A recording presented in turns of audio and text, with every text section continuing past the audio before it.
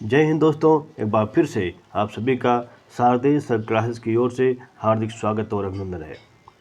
हम लोग current affairs पर प्रोमा पब्लिकेशन की बुक करंट मास्टरों को पढ़ रहे थे। उसी क्रम में फिर से आज उपस्थित हूँ मैं, काली शंकर शारदेय। तो आज हम संवैधानिक मुद्दों से संबंधित जो है फैक्ट्स पर चर्चा करेंगे। तो शुरू करते हैं। केंद्र सरकार ने 2023 में, इसको ब्रश ऑन कर लेते हैं, 2023 में गैर कानूनी गतिविधि रोकथाम अधिनियम यूपीए के तहत किसे आतंकवादी संगठन घोषित किया। ये इनको घोषित किया है नीचे उल्लिखित है: खालिस्तान टाइगर फोर्स यानी कि केटीएफ, और Jammu Kashmir Ghaznavi force JKGF, the resistance front TRF, और people's anti fascist front PAFF। यानी कि 1 2 3 4 जो है संगठनों को आतंकवादी संगठन घोषित किया गया है गैर कानूनी गतिविधि रोकथाम अधिनियम 2023 द्वारा, UAPA द्वारा। ठीक है, आगे देखते हैं। लोकायुक्त विधेयक 2022 पारित करने वाला देश का पहला राज्य है। कौन है? महाराष्ट्र। 14 फरवरी 2022 को वह उच्च न्यायालय जिसने ऑनलाइन गेम पर प्रतिबंध लगाने वाले राज्य के पुलिस संशोधन अधिनियम 2021 के प्रावधानों को रद्द कर दिया, कर्नाटक उच्च न्यायालय। आगे बढ़ते हैं। दिसंबर 2022 में इस उच्च न्यायालय ने आपसी सहमति से तलाक की याचिका दायर करने के लिए 1 वर्ष या उससे अधिक की अवधि की शर्त का प्रावधान करने वाली विवाह विच्छेद अधिनियम 1869 की धारा 10A को असंवैधानिक और मौलिक अधिकारों का उल्लंघन करने वाली बताया है, केरल उच्च न्यायालय ने। ठीक है, आगे देखते हैं।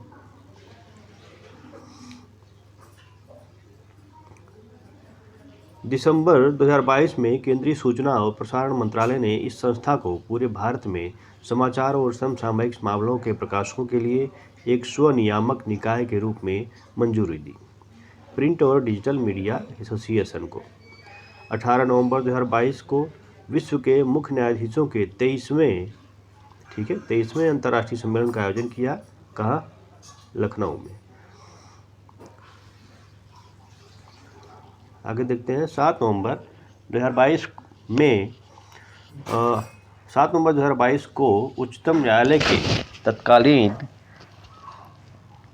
मुख्य न्यायाधीश UU ललित की अध्यक्षता वाली 5 सदस्यीय पीठ ने 3-2 के बहुमत से कमजोर सवर्णों के लिए 10% आरक्षण का प्रावधान करने वाले इस अधिनियम को सही ठहराया है।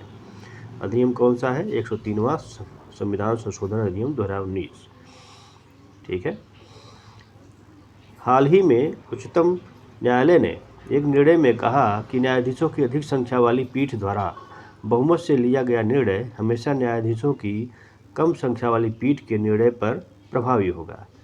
यह संविधान के इस अनुच्छेद से संबंधित है, अनुच्छेद 145(5) से संबंधित है। हाल ही में चर्चित न्यायालय की अवमानना से संबंधित दंड देने की शक्ति संविधान के इस अनुच्छेद में प्रदान की गई है।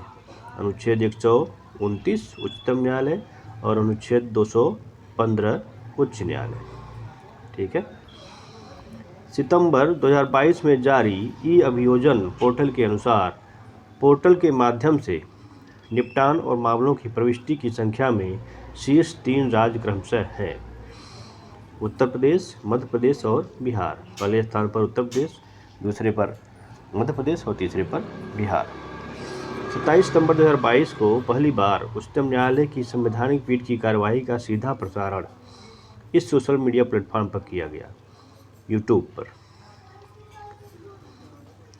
न्यायालय की कार्यवाही का सीधा प्रसारण भारतीय संविधान के इस अनुच्छेद के तहत न्याय प्राप्त करने के अधिकार का हिस्सा है।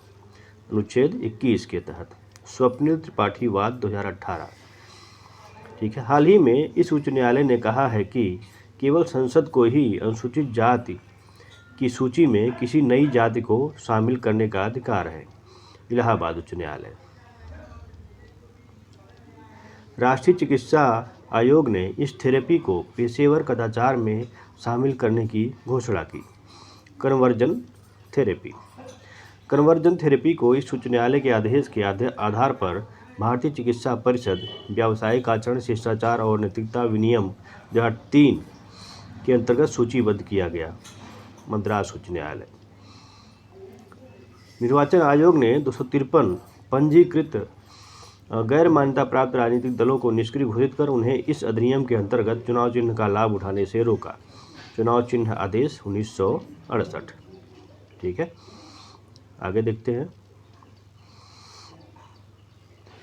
इसी पेज पर आगे। ये आर्थिक शुरू हो रहा है, यहाँ से 2 पॉइंट और हैं यहाँ पे। निर्वाचन आयोग के अनुसार यदि पार्टी लगातार कितने साल तक चुनाव नहीं लड़ती है तो पार्टी को पंजीकृत पार्टियों की सूची से हटा दिया जाएगा 6 साल तक। भ्रामक विज्ञापनों और भ्रामक विज्ञापनों के अनुमोदन की रोकथाम 2022 के अंतर्गत सरोगेट विज्ञापनों पर प्रतिबंध लगाने संबंधी दिशा निर्देश जारी किए गए। केंद्रीय उपभोक्ता संरक्षण प्राधिकरण। आर्थिक तथ्यों को देखते हैं। वित्तीय वर्ष 2022-23 से 2025-26 के लिए कितने व्यय के साथ केंद्र प्रायोजित वाइब्रेंट विलेज प्रोग्राम को मंजूरी दी गई? 4800 करोड़ रुपए। QR कोड आधारित क्वाइन वेंडिंग मशीन लॉन्च करने के लिए एक पायलट योजना शुरू करेगा भारतीय रिजर्व बैंक। RBI ने हाल ही में किस कंपनी पर 3.06 करोड़ रुपए का जुर्माना लगाया है? अमेजन पे पर। करूर वैश्य बैंक ने जीवन बीमा श्रेणी में एक अतिरिक्त बैंक इंश्योरेंस पार्टनर के रूप में एक समझौता किया है SBI लाइफ से। ठीक है। VV गिरी राष्ट्रीय श्रम संस्थान ने श्रम और रोजगार संबंधी नीतियों और सुधारों के लिए समझौता ज्ञापन पर हस्ताक्षर किए हैं एसोचैम के साथ। RBI ने किस देश की सेंट्रल बैंक के साथ फाइनेंशियल प्रोडक्ट्स में इनोवेशन को बढ़ावा देने के लिए समझौता किया है? संयुक्त अरब अमीरात के साथ। न्यू डिजिटल यूनिवर्स की थीम के साथ 6ठी इंडिया मोबाइल कांग्रेस 2022 आयोजित किया गया 1 से 4 अक्टूबर तक। प्रधानमंत्री नरेंद्र मोदी ने एक नए तकनीकी युग की शुरुआत करते हुए नई दिल्ली के प्रगति मैदान में 5G सेवाओं का शुभारंभ किया 1 अक्टूबर 2022 को। वह कंपनी जिसे हाल ही में RBI की ओर से इंफ्रास्ट्रक्चर फाइनेंस कंपनी का दर्जा मिला है, इरेडा को। केंद्रीय MSME मंत्री नारायण राणे ने 10 मार्च 2023 को MSME चैंपियन स्कीम के तहत MSME प्रतिस्पर्धी स्कीम लॉन्च की नई दिल्ली में। वर्ल्ड फूड इंडिया 2023 के दूसरे संस्करण का आयोजन खाद्य प्रसंस्करण उद्योग मंत्रालय भारत सरकार द्वारा 3 से 5 नवंबर 2023 तक किया जाएगा नई दिल्ली में। भारत का पहला बैंक है जो रिजर्व बैंक ऑफ इंडिया के डिजिटल रुपए को इम्प्लीमेंट करने जा रहा है, कोटक महिंद्रा बैंक। आगे देखते हैं। भारत के पूंजीगत खरीद बजट का कितना प्रतिशत घरेलू उद्योग के लिए निर्धारित किया गया है? 75%। भारत में हाइड्रोजन द्वारा संचालित होने वाला अपनी तरह का पहला ट्रक किस कंपनी ने बेंगलुरु में इंडिया एनर्जी वीक में पेश किया है? रिलायंस ने। FAO और खाद्य और कृषि संगठन कॉर्पोरेट सांख्यिकी डेटाबेस के हालिया डेटाबेस के अनुसार दुनिया भर में दुग्ध उत्पादन में पहले स्थान पर है भारत। विश्व बैंक की ग्लोबल इकोनॉमिक प्रॉस्पेक्ट्स रिपोर्ट के अनुसार 2023-24 में भारत की अपेक्षित आर्थिक वृद्धि दर है 6.6%। भारत की स्वतंत्रता के 75वें वर्ष में भारत ने इतने अरब डॉलर से अधिक का निर्यात हासिल किया, 750 अरब डॉलर से अधिक का निर्यात। नए विमानों के लिए फ्रांस की विमान निर्माता कंपनी एयरबस और अमेरिकी कंपनी बोइंग के साथ किस कंपनी से ने समझौता किया है? टाटा समूह के स्वामित्व वाली एयर इंडिया। 2023 के बजट में रेलवे के लिए पूंजीगत परिव्यय का प्रावधान किया गया है 2.40 लाख करोड़ रुपए। इलेक्ट्रॉनिक और सूचना प्रौद्योगिकी मंत्रालय ने $300 बिलियन के इलेक्ट्रॉनिक उत्पाद का लक्ष्य निर्धारित किया है 2025-26 तक। आर्थिक सलाहकार कार्यालय ने 8 प्रमुख उद्योगों का सूचकांक जारी किया। 8 प्रमुख उद्योग हैं। रिफाइनरी उत्पाद, यहाँ देखते हैं इसको फिर से, रिफाइनरी उत्पाद, विद्युत, इस्पात, कोयला, कच्चा तेल, प्राकृतिक गैस, सीमेंट और उर्वरक। ठीक है, 8 प्रमुख उद्योग हैं। इनको कभी कभी पूछ देता है ऑप्शंस में, कौन इनमें से, आप 4 ऑप्शन दे दिया और बोल देगा कौन इनमें से नहीं है। 8 जो कोर इंडस्ट्री निर्धारित की गई है भारत सरकार द्वारा। 8-9 दिसंबर 2022 को नई दिल्ली में भारतीय उद्योग परिसंघ द्वारा वैश्विक आर्थिक नीति शिखर सम्मेलन के दूसरे संस्करण का आयोजन किया गया। इसकी थीम थी economic policy for future ready economy. आगे देखते हैं। दिसंबर 2022 में नवीन एवं नवीकरणीय ऊर्जा मंत्रालय द्वारा रूफटॉप सौर कार्यक्रम को विस्तार दिया गया 31 मार्च 2026 तक। 29 नवंबर से 1 दिसंबर 2022 तक लंदन में आयोजित ग्लोबल बैंकिंग समिट में सार्वजनिक क्षेत्र के इस बैंक ने भारत खंड के bankers bank of year award 2022 जीता। केनरा बैंक ने।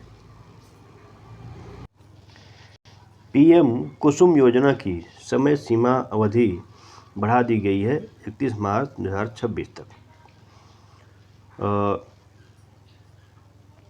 दिसंबर 2022 में एक ऑनलाइन असूचीबद्ध प्रतिभूति पोर्टल ने भारत का पहला निजी बाजार सूचकांक stock x private market index launch किया है। वह है stockx.in। आगे देखते हैं।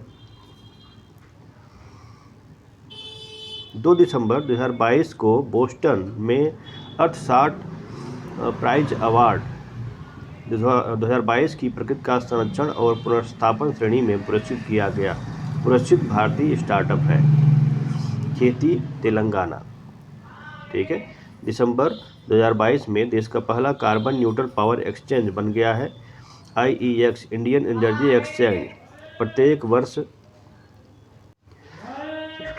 राष्ट्रीय ऊर्जा संरक्षण दिवस मनाया जाता है 14 दिसंबर को। अगला पॉइंट देखते हैं। दिसंबर 2022 में भारत के पहले 3D बायोप्रिंटिंग हेतु नया उत्कृष्टता केंद्र का उद्घाटन किया गया भारतीय विज्ञान संस्थान बेंगलुरु में। 3 से 6 दिसंबर 2022 तक गोवा में, ठीक है, इस मंत्रालय ने भारतीय सांस्कृतिक संबंध परिषद और गोवा सरकार के साझेदारी में अंतर्राष्ट्रीय लुसोफोन महोत्सव का आयोजन किया विदेश मंत्रालय ने। G20 फ्लावर फेस्टिवल का आयोजन किया गया नई दिल्ली में। अवाडा एनर्जी के साथ मिलकर स्टेनलेस स्टील निर्माता कंपनी विराज प्रोफाइल 100 मेगावाट की सौर परियोजना स्थापित करेगी। कहाँ पर? महाराष्ट्र में। केंद्र सरकार ने BSF भर्ती में पूर्व अग्निवीरों के लिए कितने प्रतिशत आरक्षण की घोषणा की है? 10%। आगे देखते हैं। भारत ने सेमीकंडक्टर सप्लाई चेन और इनोवेशन पार्टनरशिप पर एक समझौता ज्ञापन पर हस्ताक्षर किया है USA के साथ। हर पेमेंट डिजिटल मिशन को किसके द्वारा लॉन्च किया गया है? भारतीय रिजर्व बैंक द्वारा। बॉम्बे स्टॉक एक्सचेंज किसके साथ मिलकर फिन एम्पावर, ठीक है, लॉन्च किया है? UN women's India. दिसंबर 2022 में इसरो और इन स्पेस ने मानव और कार्गो परिवहन कैप्सूल कार्यक्रम, ठीक है, मानव और कार्गो परिवहन कैप्सूल कार्यक्रम के लिए गुरुग्राम हरियाणा स्थित इस निजी अंतरिक्ष फर्म के साथ एक समझौता ज्ञापन पर हस्ताक्षर किए। Vyom space exploration and services private limited. नवंबर 2022 में मिस्र में आयोजित COP27 के दौरान भारत के इस गैर सरकारी संगठन को क्षमता और ज्ञान श्रेणी में स्थानीय अनुकूलन चैंपियंस पुरस्कार प्रदान किया गया। स्वयं शिक्षण प्रयोग पुणे। 30 नवंबर 2022 को भारत का पहला 20 मार्कअप ट्रैवल कार्ड लॉन्च करने की घोषणा की bookmyforex.com। 16 से 17 नवंबर 2022 को भारतीय उद्योग परिसंघ द्वारा 2 दिवसीय बिग पिक्चर समिट 2022 के 11वें संस्करण का आयोजन किया गया नई दिल्ली में। नवंबर 2022 में इस देश की संसद ने भारत के साथ मुक्त व्यापार समझौते को मंजूरी दी। ऑस्ट्रेलिया। अक्टूबर 2022 में दुनिया के 10 सबसे व्यस्त हवाई अड्डे के रूप में नामित किया गया इंदिरा गांधी अंतर्राष्ट्रीय हवाई अड्डा नई दिल्ली। ये थे कुछ फैक्ट्स और आगे फिर से कुछ नए तथ्यों के साथ उपस्थित होंगे। जय हिंद।